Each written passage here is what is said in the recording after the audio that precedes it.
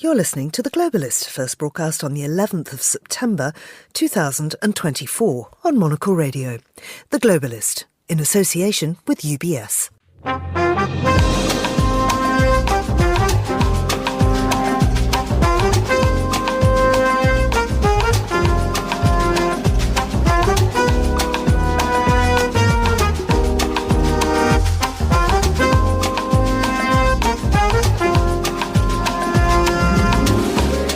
This is The Globalist, broadcasting to you live from Midori House in London.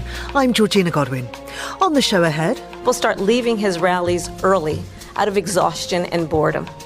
And I will tell you, the one thing you will not hear him talk about is you. You will not hear him talk about your needs, your dreams, and your desires. Kamala Harris and Donald Trump head-to-head for the first time. But who won the television debate between the two candidates? We'll find out. Jordan went to the polls yesterday. We'll ask how King Abdullah's attitude to Israel could influence the results. Don't come to Bali is the message the authorities in the country are putting out as they warn of over-tourism. But are there too many visitors or just the wrong type? We'll cross to Bratislava as cultural organisations threaten a nationwide strike in Slovakia. We'll have a rustle through the papers, a hit of transport news, and then... I'm Monocle's design editor, Nick Manise, and I'm going to be talking about Helsinki Design Week and profiling some of the furniture brands on show. That's all coming up right here on The Globalist, live from London.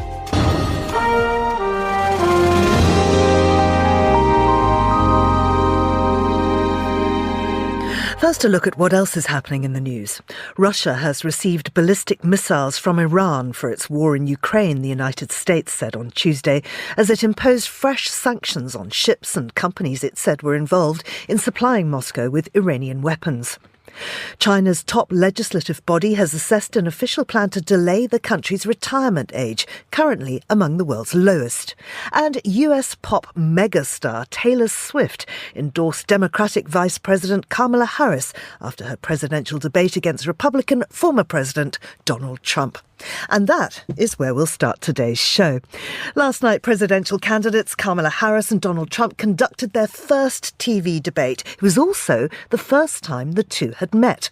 Well, watching that debate and very kindly staying up late for us is the Washington, D.C. journalist H.J. Mai. H.J., many thanks for coming on the show. Who won the debate? Well, I think the initial thought is that, Harris definitely, scored some points. I'm not sure that I would give her the outright win. It was definitely not a knockout. But I think, she handled herself pretty well. I mean, given what we've seen from President Biden in late June when he was still on the ticket, I mean, this was clearly an improvement. I mean, she has shown that, the Democrats now really have a chance to stay in power. I think, she made a strong entrance when she walked on stage, introduced herself, walked right over to former President Trump, shook his hand, introduced herself to him, and went from there. And then she really,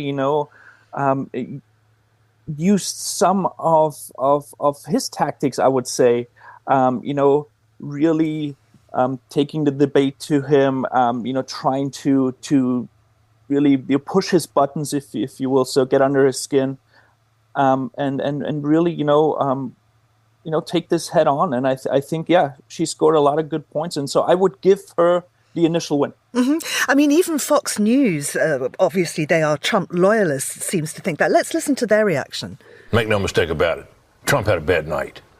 He rose to the bait repeatedly when she baited him, something I'm sure his advisors had begged him not to do. In the first debate when Biden attacked him, he just kept his cool and kept going. In this debate, he rose to debating, and we heard so many of the old grievances that we'd long thought that Trump had learned were not winners politically. I mean, did Trump score any body blows? I think the only two areas where he could really score any blows was immigration, which is just a topic where Republicans and especially the former president are still leading Democrats by a wide margin. You watched the debate as well. I mean, he constantly took whatever topic moderators threw at him. He tried to get it back to immigration, crime in this country. That was really the only time he shined, I think.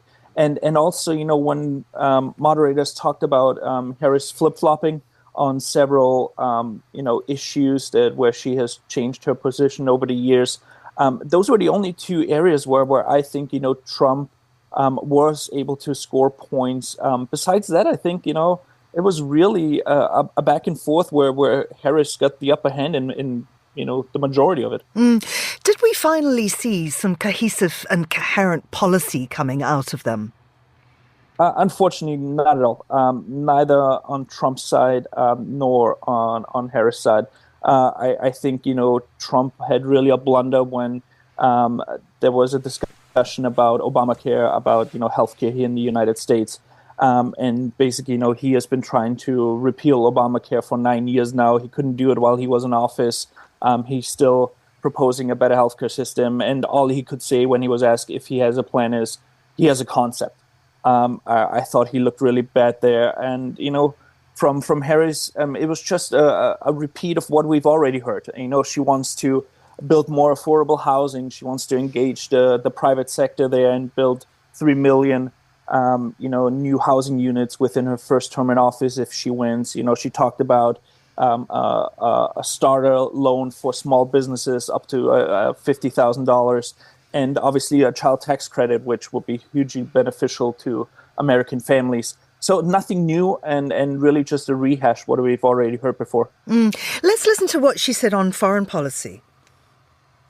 Understand what that would mean, because Putin's agenda is not just about Ukraine. Understand why the European allies and our NATO allies are so thankful that you are no longer president, and that we understand the importance of the greatest military alliance the world has ever known, which is NATO, and what we have done to preserve the ability of Zelensky and the Ukrainians to fight for their independence.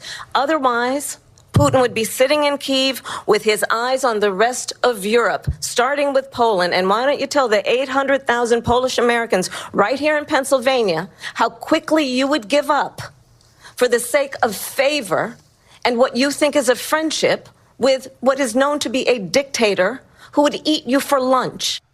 Did Trump have any reasonable comeback to that attack? No, not really. I think, she made some valid points there. I mean, once again, it's just a repeat of what we've heard before is, Trump went into this saying if he would have been president, the war in Ukraine would have never started. He even referenced Hungarian Prime Minister Viktor Orban, who said at some point, that people were fearful of the United States when Trump was in office. So, he uses authoritarian rulers. He talked about his relationship with the Russian President Vladimir Putin. And no, there was not a comeback. And as you are well aware of, during his time in office, he called NATO obsolete. So I assume there's clearly, some, fear within, especially, European allies of the U.S. that if Trump wins another term, that, what will that mean for the NATO alliance and for the support of Ukraine? And obviously, as Harris pointed out in that clip, there's this fear that should there be a deal or a settlement in the war in Ukraine, that Putin will continue and Poland might be next. Yeah. And he was talking about Orban partly in response to the fact that Harris said that world leaders she'd spoken to were laughing at him, that nobody takes him seriously.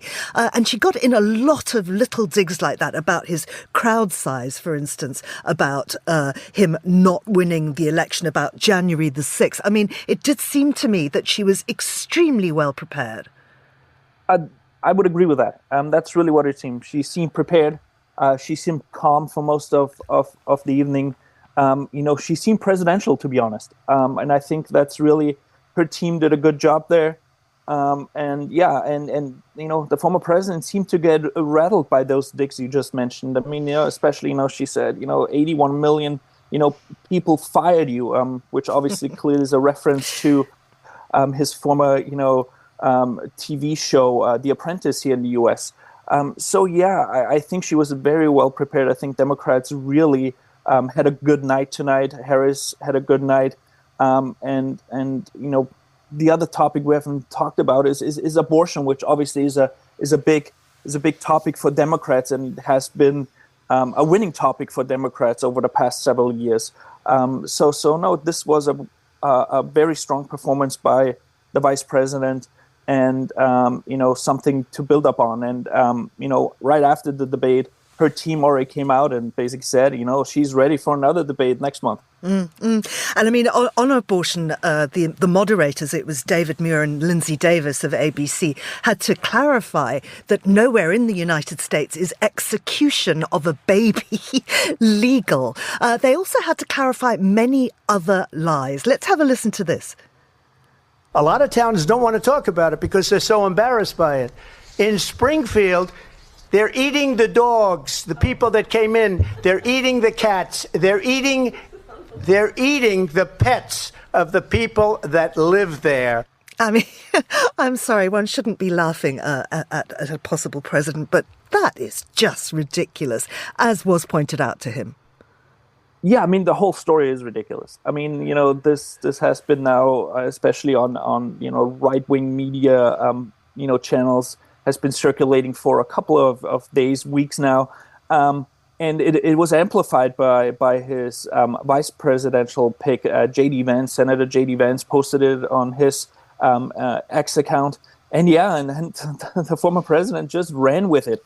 I mean, even it came to that city officials in the city of Springfield, which is in Ohio, they had to come out and basically, issue a statement and say that there's no credible information that Haitian immigrants are going around and stealing pets and then eating those pets.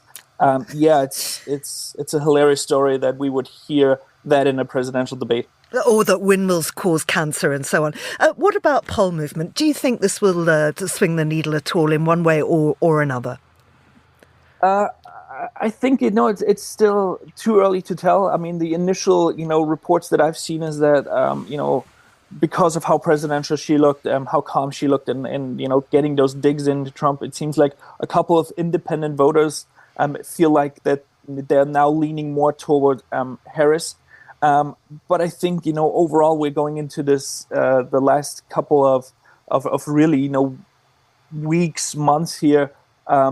And I think, most people already have made up their mind. I think it's really getting to the point where it's people who are not comfortable with Trump, who are Republican. Can they be convinced to actually, vote Democrat this time around? Yeah. Sorry, go ahead. Just before you go, Taylor Swift, she's come out and supported him. Do you think that might make a difference?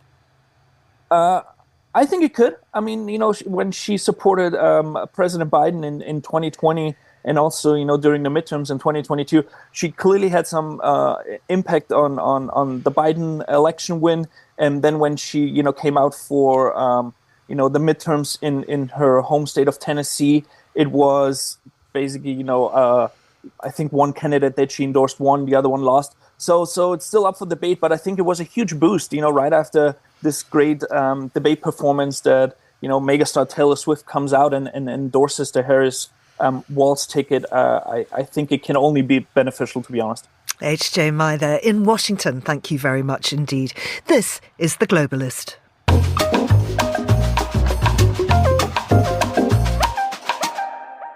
It is 9:13 in Amman, 7:13 here in London.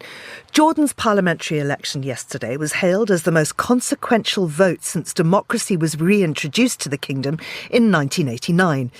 It came at a febrile time in the region against the backdrop of war in Gaza, Israel's creeping annexation of the West Bank, and a stagnating economy. The poll took place after the introduction of new election laws. Well, I'm joined now by Leila Malala Allen, who's Monocle's Middle East correspondent. Leila, welcome back to the show. What results do we have so far? We have very little so far in terms of knowledge of who has won certain seats. That's going to become clearer later in the day. But what we do know is that the turnout has still been very low.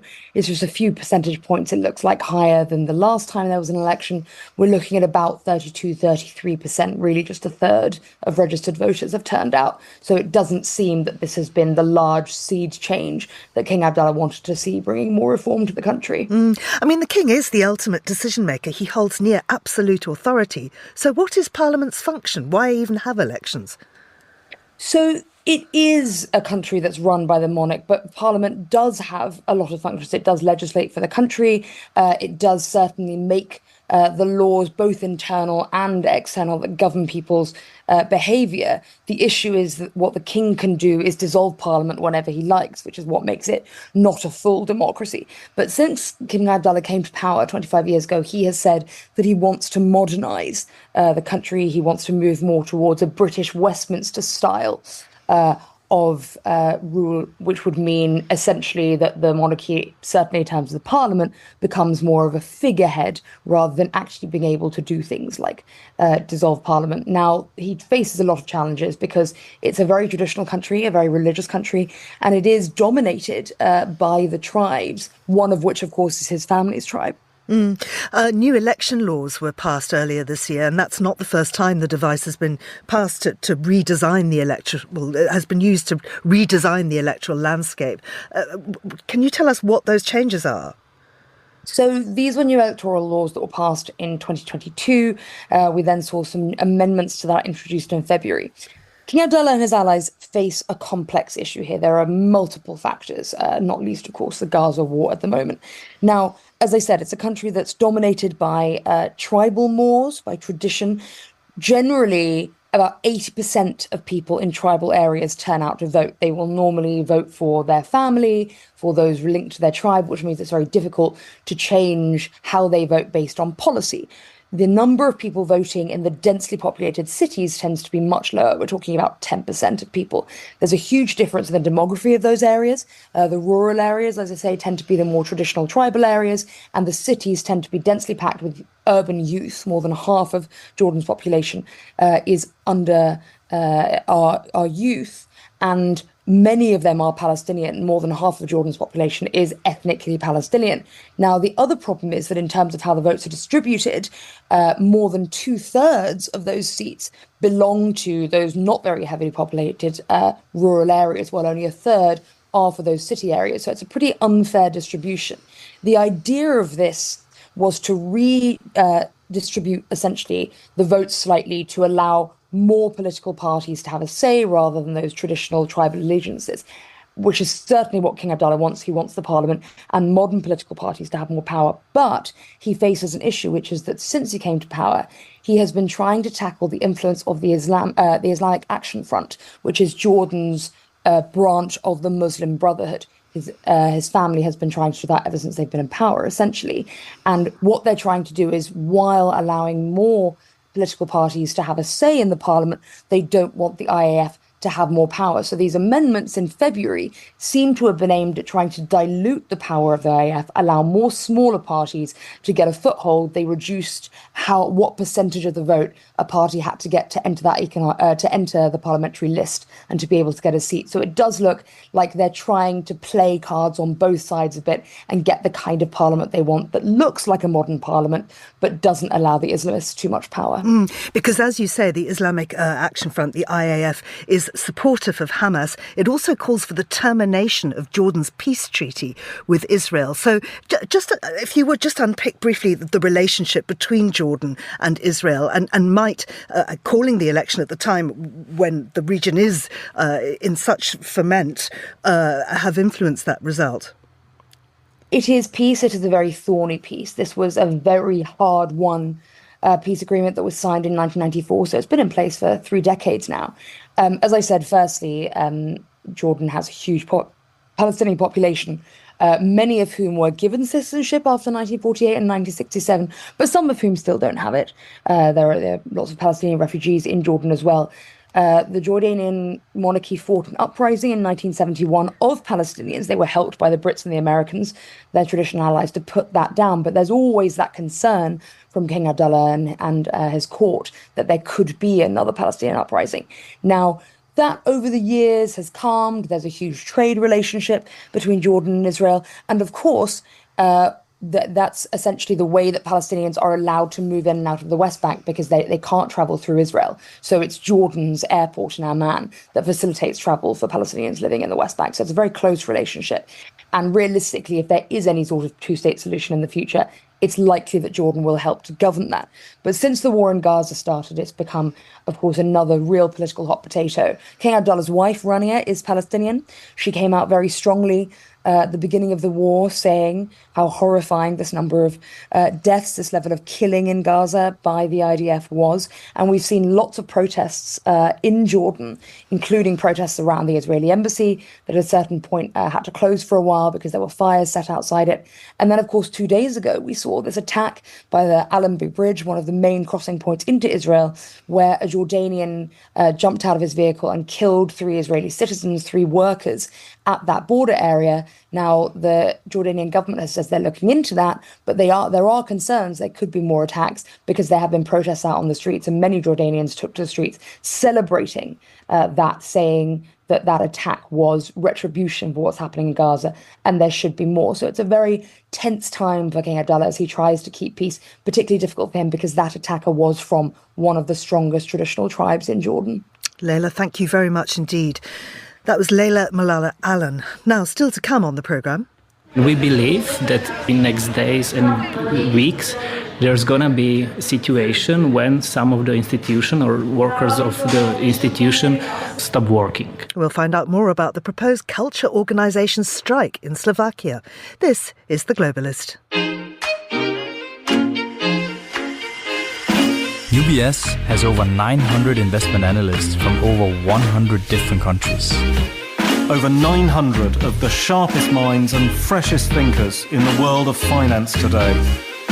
To find out how we could help you, contact us at ubs.com.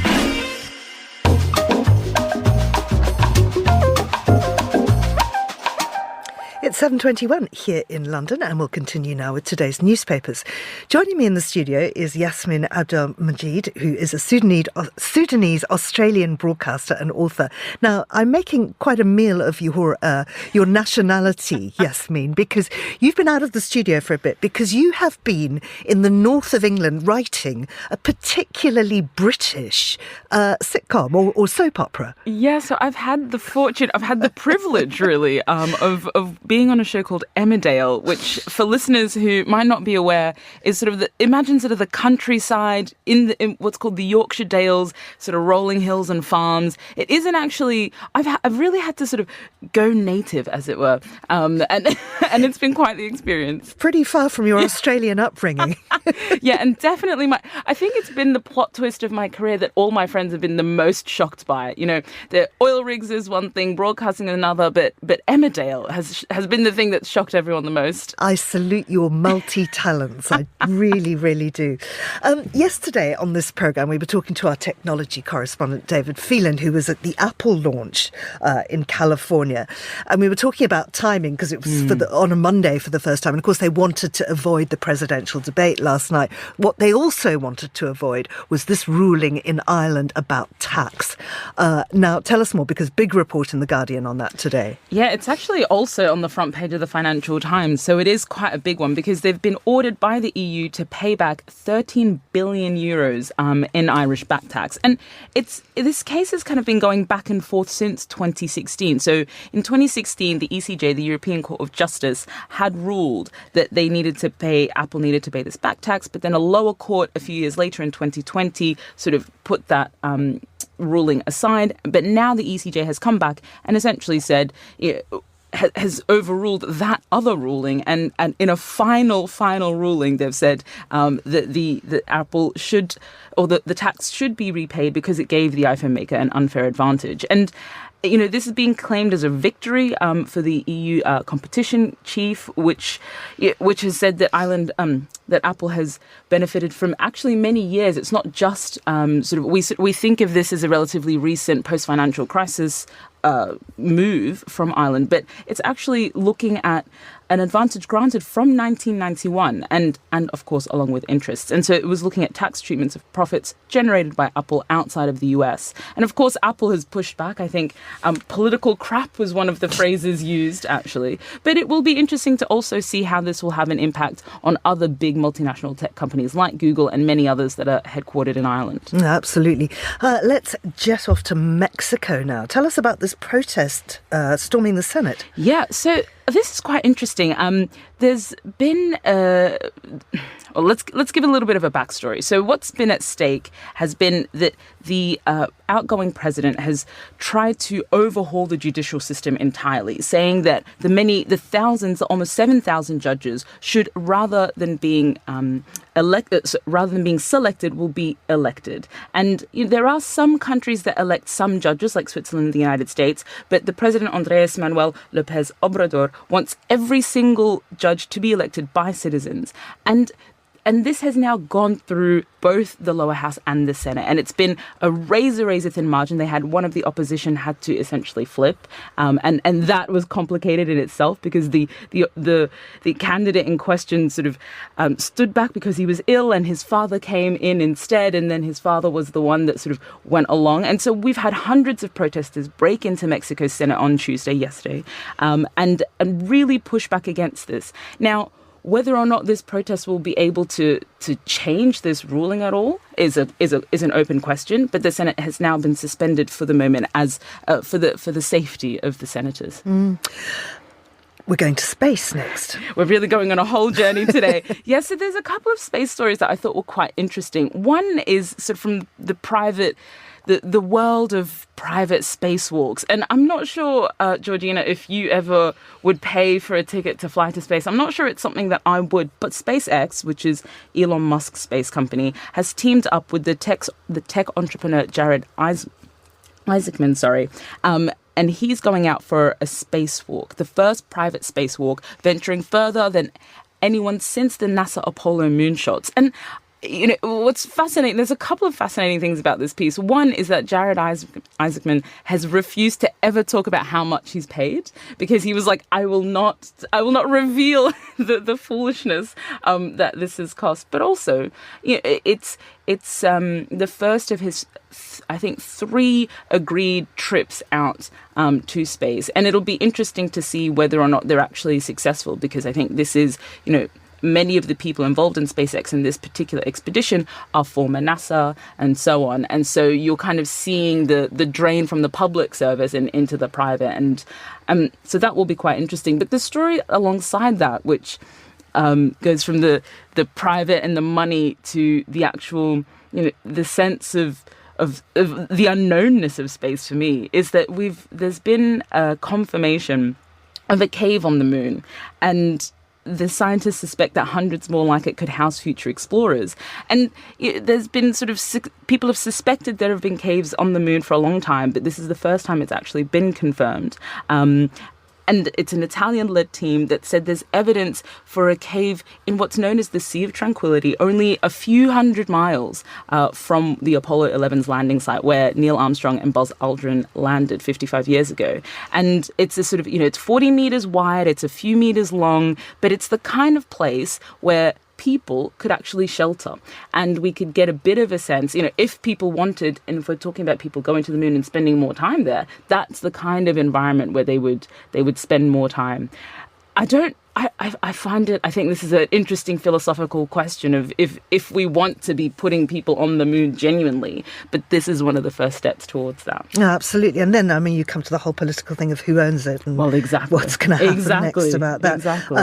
And what you see, of course, is going back to the first part of the story, that it's the rich people who can get up there. It's the same thing, and it's kind of heartbreaking to me in a way that we will probably see the same dynamics that exist here on Earth play out in space. There are already claims on, ideas around mining asteroids and so on for the kinds of rare earth metals that, that are more difficult maybe to get on Earth. So it does make me sad that we're not thinking about it in a different way, or at least the attempts to think about it in a different way are being superseded by the wealthy. Yeah, absolutely.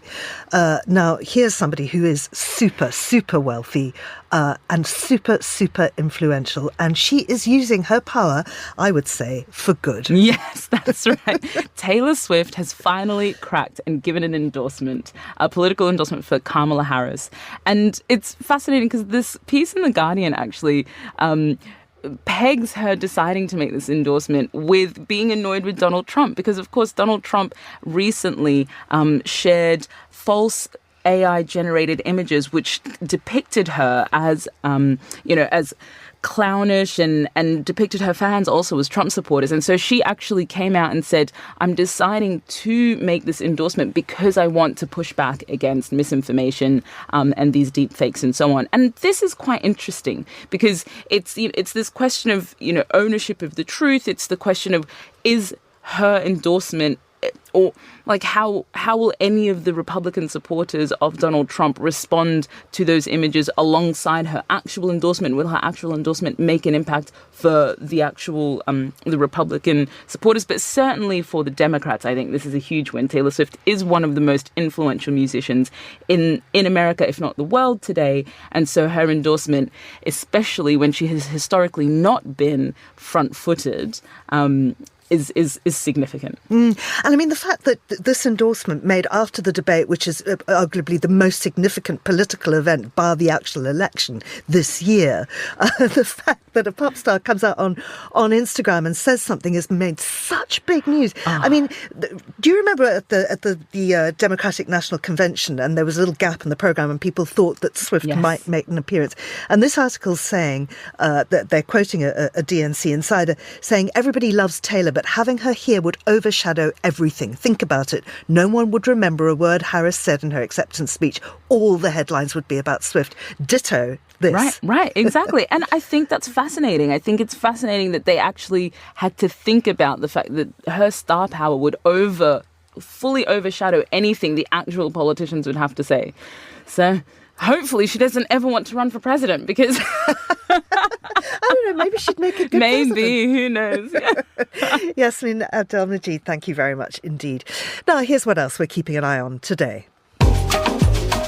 Russia has received ballistic missiles from Iran for its war in Ukraine, the United States said on Tuesday, as it imposed fresh sanctions on ships and companies it said were involved in supplying Moscow with Iranian weapons. Secretary of State Antony Blinken said Washington has privately warned Iran that providing ballistic missiles to Russia would be a dramatic escalation. China's top legislative body this week assessed an official plan to delay the country's retirement age, amongst the world's lowest, provoking a social media storm and taking a key step towards changing decades-old labour laws and easing economic pressures stemming from a shrinking workforce. Reform is urgent, with life expectancy in China rising to 78 years as of 2021 from about 44 years in 1960 and projected to exceed 80 by 2050. And US pop megastar Taylor Swift endorsed Democratic Vice President Kamala Harris late last night after her presidential debate against Republican former President Donald Trump. This is The Globalist. Stay tuned.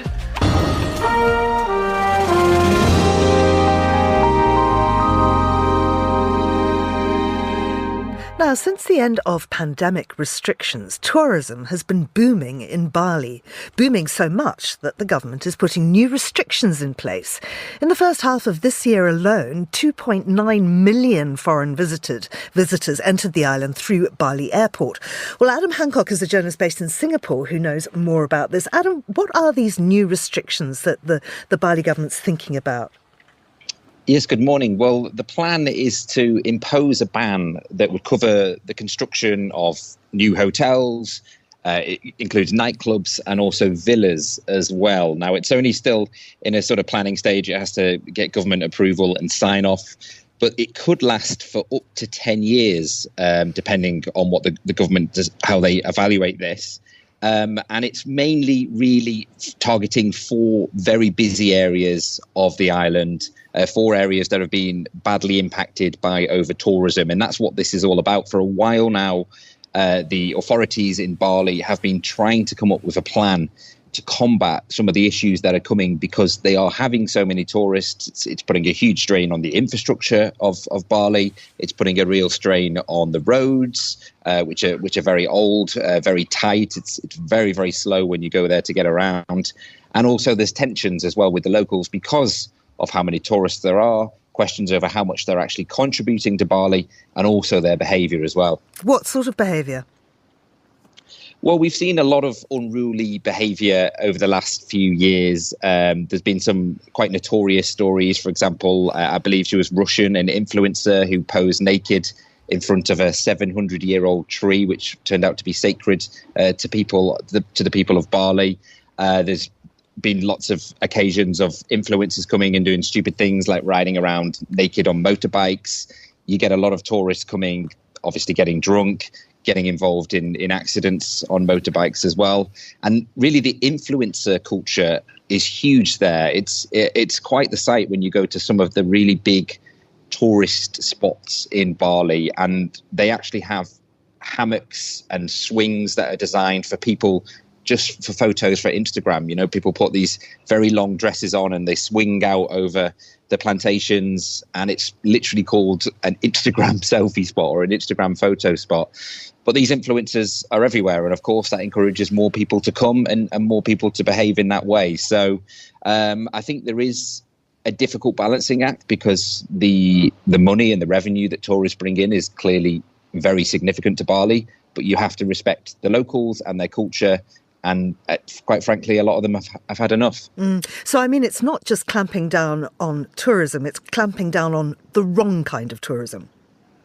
Yeah, absolutely. This is not a ban on tourists. This is not trying to stop tourists coming. It's just trying to control the numbers. If you limit the amount of hotels, then clearly you limit the amount of people who can actually come. And it's sending a bit of a message as well. I think it was earlier this year that they imposed a tourist tax as well for foreign tourists, again, designed to help the culture. And it's kind of sending a message out to people that this can't be a free-for-all, which it is becoming. It's becoming a place which is very different from years and years ago. I know a few people who used to live in Bali back in the day, or they went there regularly, and they say the change now is just extraordinary. And you go to parts of Bali and a lot of digital nomads, you go to a lot of cafes and people are sat there working all day. You go to the beaches and there's all beach clubs and they're very busy. So I think it's just about sending a message that, you have to respect Bali and don't ruin it by bringing too many people, by acting in this manner. Just on those digital nomads, as you say, there seems to be a lot of them living there, and they're particularly disliked, not just for their use of selfie spots, but they're not really contributing a lot to the economy.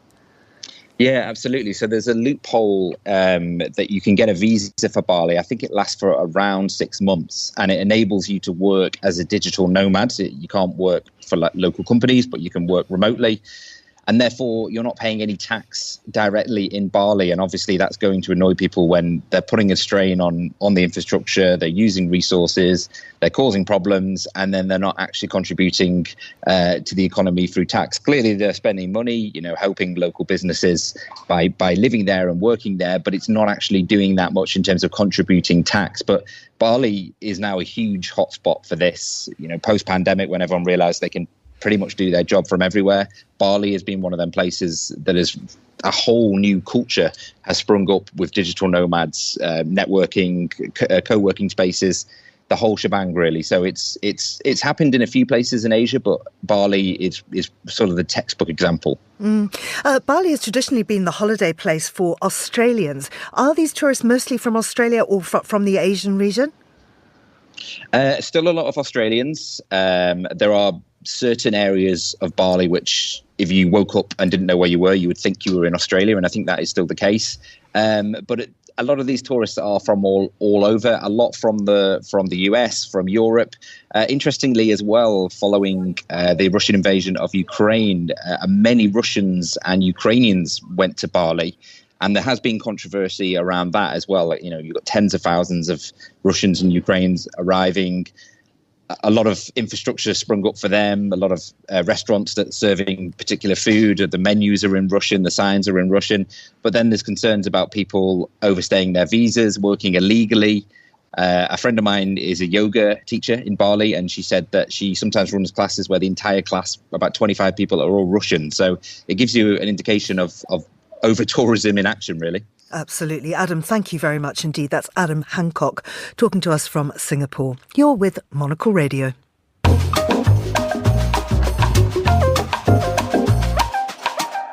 It's 8:39 in Bratislava, 7:39 here in London. In August, the Slovak government made international headlines when it fired the directors of the National Theatre and Gallery, supposedly due to management failures. The opposition swiftly condemned this as part of Prime Minister Robert Fico's ongoing crackdown on freedom and independent culture. And so last week, in a last-ditch attempt to force the government to back down, hundreds of theatres, galleries and other cultural organisations across the country issued a nationwide strike alert. Monocle's Alexei Koryalov travelled to the Slovak capital, Bratislava, to explore whether this threat is real.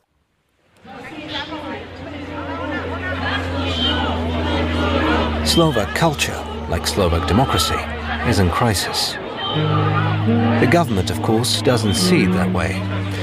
But ever since Prime Minister Robert Fico came back to power last autumn at the helm of a conservative nationalist coalition, there's been nothing but trouble. First the judiciary and then the public broadcaster came under his control, despite widespread protests.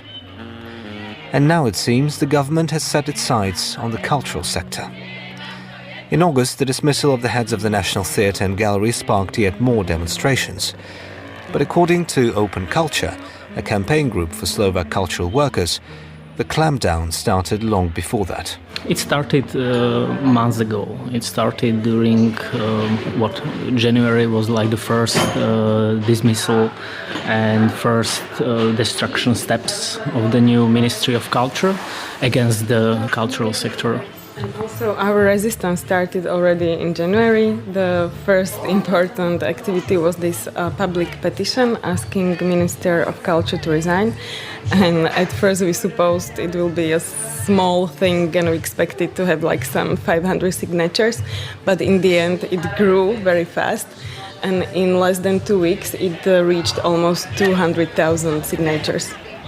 Adam Straka and Ivana Romanova are the coordinators of Open Culture. But is a nationwide cultural strike really on the cards? We believe that in some cases, in next days and weeks, there's going to be a situation when some of the institution or workers of the institution stop working. So right now, what is most important to make this network to show them very actively and effectively they are not isolated and they are not alone, because the Ministry of Culture is effectively trying to spread this notion and to isolate different sectors and oppose them, and to proclaim strike alert is a way, and creating this web of support is a way how to show no, like we hold together and whatever happens to one of us, like we will all be together to protect him or her. Kunsthalle Bratislava, a state-owned art museum in the Slovak capital, was among the first cultural institutions to give in to pressure, way back in January. Denisa Zlata was Kunsthalle's economic director at the time.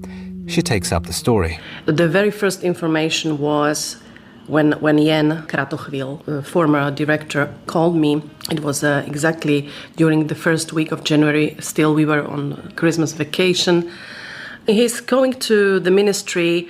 He thought to discuss the budget for 2024. And what was told us, or to him, was that they will, let's say, run the economic audit again. So we were quite surprised what kind of audit it should be when we were just audited. And he said that he understood that he's not accepted as director anymore. So he resigned, and we decided that I would step to his position as a temporary director. To Zlata's surprise, her candidacy was accepted. She wasn't in the job for long, though. Within weeks, she was told that Kunsthalle was to be merged with the National Gallery, and all its employees, including her, were to be terminated. The reasons were like nothing is in writing. So we were told that our program is quite dangerous for kids. I didn't understand what they meant, why for kids. But nothing really was mentioned, like the real arguments or no discussion really. Yeah. So we were closed by 31st of March, and that's it. Although Zlata soon found another job, others may not have been so lucky. And while a strike has yet to materialize, she believes it's crucial to speak out. I take it as my personal mission, because I experienced this, and it wasn't a very pleasant experience. I'm 46 years old, so I have some working experience, and I never experienced this type of behavior from the position of power. And I want to believe that this country will keep and will stay democratic. I don't want to be looking at dictatorship countries and feeling affiliation to these countries. No, I don't.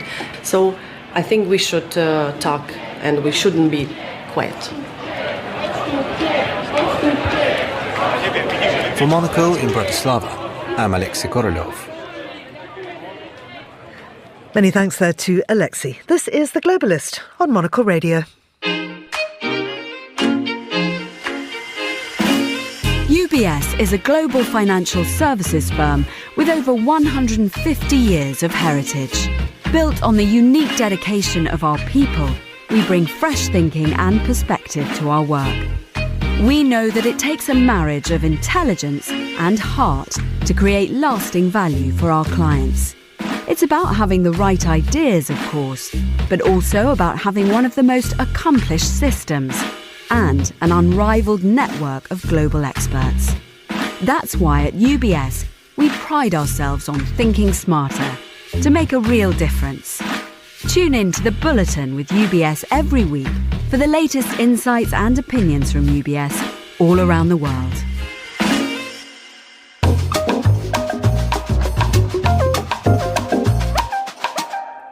It's time now to talk transport with Christian Wolmer, who's a transport historian and the author of Cathedrals of Steam. He's in the studio with us now. How did you get here? What type of transport? I got on my bike and had a very cold ride through Regent's Park and got here in about 20 minutes for the 3-mile journey. So it's the best way of getting around. Absolutely. But you could also choose to go by tram, though not here, actually, not in London. No, unfortunately, there's a lack of trams in London. But wonderfully, I've just discovered that on Saturday, they're having a festival of tram, a competition indeed, in Frankfurt with teams from about 25 different places. Each team is a woman driver, a male driver, and a third person. And they compete with a series of kind of weird obstacle races. For example, this is so unbelievable. I've never heard of this in my 30 years of writing about this. They actually have a sort of billiards competition. So they drive the tram with a billiard cue at the front of it, and it hits a little ball on a table and goes onto various spots and scores different numbers of points. And then they get out of the tram and they extinguish a fire. And then they have to drive the tram to within a kind of half an inch of a particular stop. And they have about 6 different kind of aspects on which they're tried. I need to go there. We all need to go there.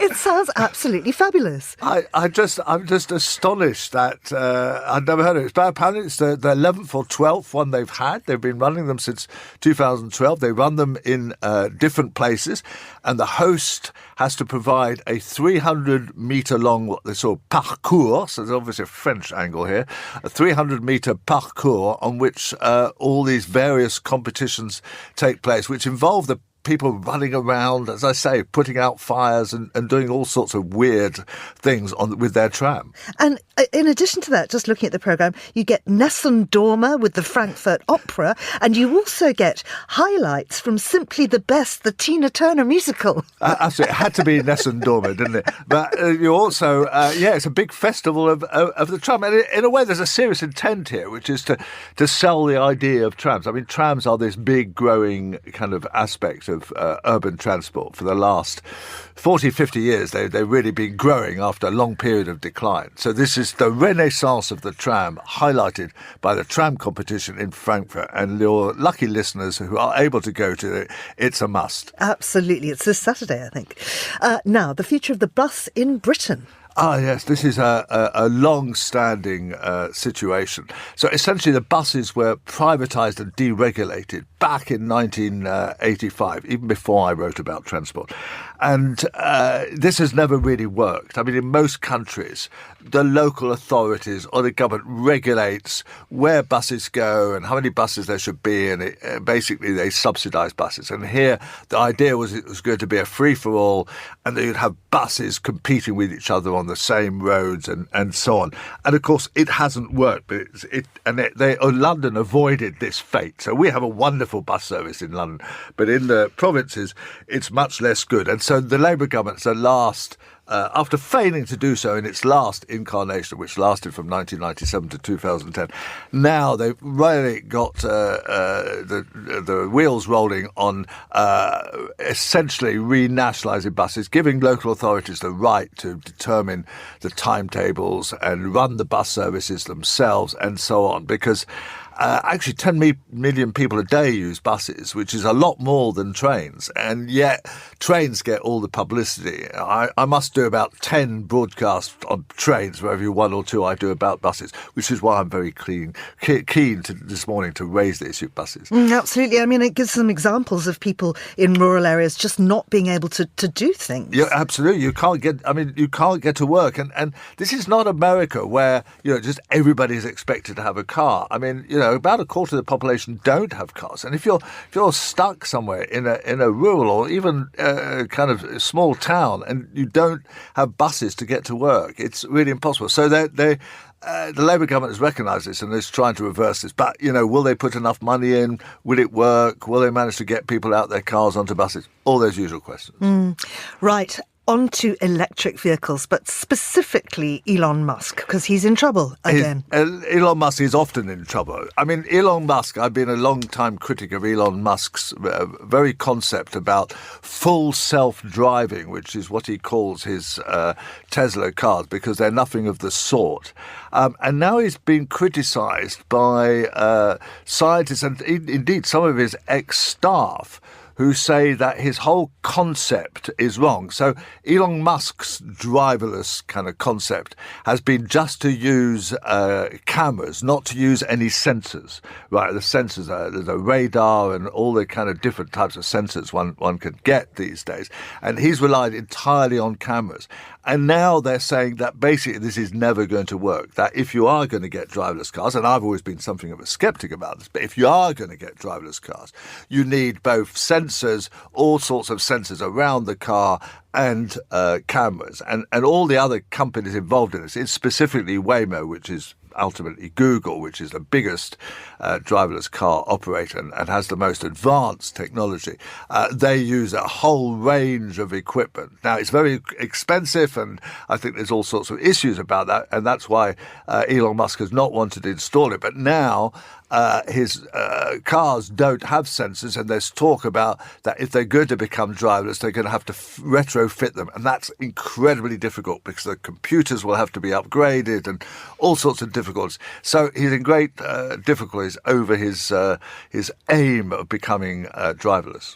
How far off are we from everybody using driverless transport? I think we're very far off. I've been writing about this for about the last 7 or 8 years, since I wrote a little book called Driverless Cars on the Road to Nowhere, and I follow the technology very closely. And yes, there's been a bit of progress. There have been some robo-taxis operating in Los Angeles and San Francisco and Phoenix and a couple of other places. But we're nowhere near the world that was presented initially of everybody being in driverless cars. Christian Wolmer, thank you very much indeed. And just a reminder that the September issue of Monocle magazine contains our survey of what's coming down the line in the world of transport. So a big focus on transport in the current issue of the mag. This is The Globalist on Monocle Radio.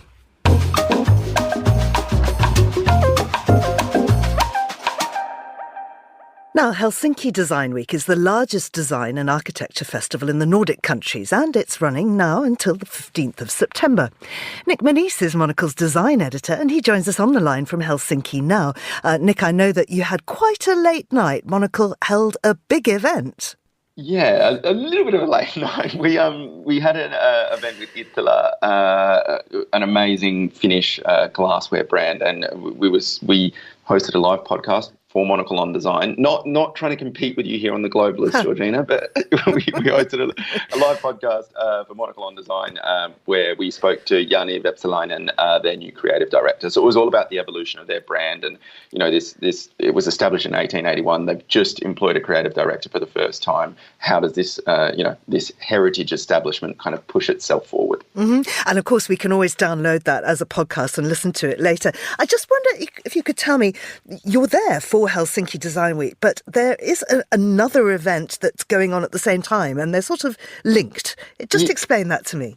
Yeah, so Habitare is also taking place, and this is, I guess, sort of the more trade-focused component that is happening. It was established in 1970. It takes place out at the exhibition centre just outside the city, and it's almost like a shopping centre for, I guess, design. It's like if you're an architect, if you're a developer, or if you're a furniture designer wanting to show your works to those people, this is the sort of place that you go. So it's certainly more trade focused, and if you're working in the Nordics, this is one of the events to attend. I think previously Habitare was maybe sort of more focused on the I guess Finnish audience, Finnish developers, Finnish architects, but it's certainly trying to broaden its reach right now. So recognizing that, I guess there are outstanding brands here in this country that we know about, Iittala being one of them, Artek being another, produce this magnificent timber furniture, Varni much the same. They're a newer player on the scene. So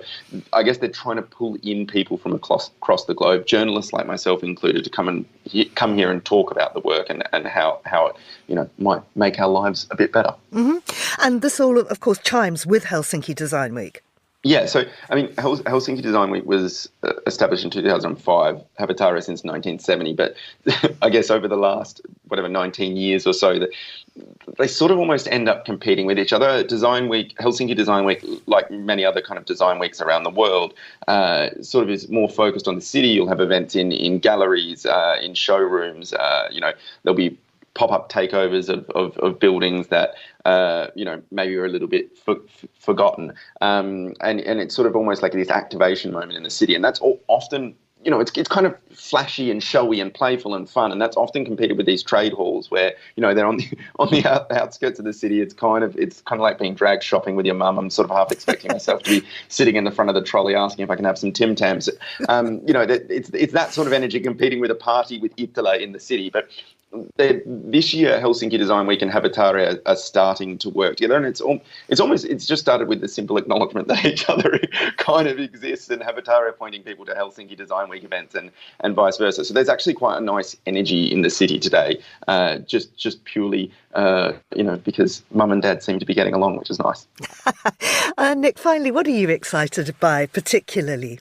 I mean, apart from Tim Tams. Apart from Tim Tams, always on my mind. I mean, out at Habitare, it's seeing some of those brands that I mentioned. So your Varnis, your Nikaris, your Wood Notes, Made by Choices. Just going out and seeing these brands and the work that they're doing.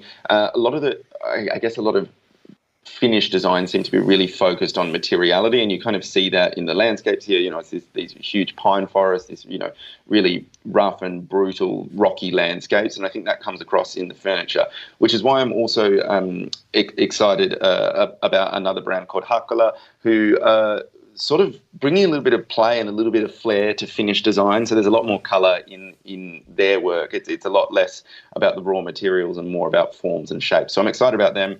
And then I guess on the Helsinki Design Week side of things, Bar Unico, which is a Marimekko pop-up, they've taken over this old bank in the city and transformed it into, I guess, a kind of evening bar. So you'll find me there tonight, but not as late of an evening tonight, Georgina, as last night.